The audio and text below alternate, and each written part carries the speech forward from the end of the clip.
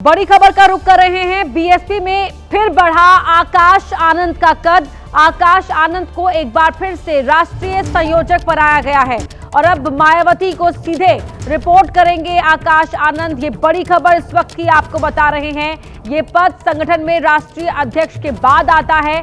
ऐसे में आकाश आनंद बीएसपी में अब दूसरे नंबर के पावरफुल नेता हो गए हैं। अभी तक आकाश आनंद राष्ट्रीय कोऑर्डिनेटर की भूमिका निभा रहे थे और अब नंबर 2 नेता हो गए हैं।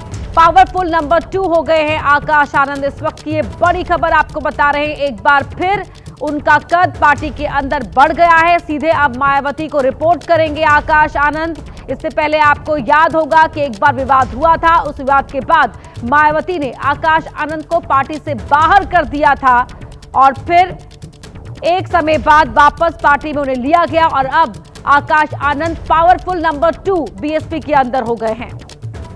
बड़ी खबर आपको बता रहे हैं।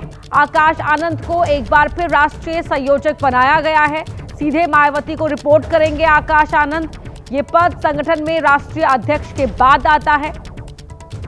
विवेक राय हमारे सहयोगी फोन लाइन पर हमारे साथ जुड़ रहे हैं। विवेक, एक बार फिर आकाश आनंद को पावर मिली है यहाँ पर। बिल्कुल, देखिए आकाश आनंद को बड़ी जिम्मेदारी मिली है और आकाश आनंद को अब जो है राष्ट्रीय संयोजक बना दिया गया है। और पिछले दिनों आकाश आनंद जब पार्टी से निष्कासित किए गए थे, फिर जब दोबारा वो पार्टी में लाए गए तो नेशनल कोऑर्डिनेटर बनाए गए थे। हालांकि उस पद पर 4 अन्य लोग भी थे। अब इकलौते राष्ट्रीय संयोजक का जो पद है उस पर उनको जिम्मेदारी दी गई, यानी कि मायावती के बाद दूसरे नंबर पर अब आकाश आनंद बहुजन समाज पार्टी में हो गए हैं।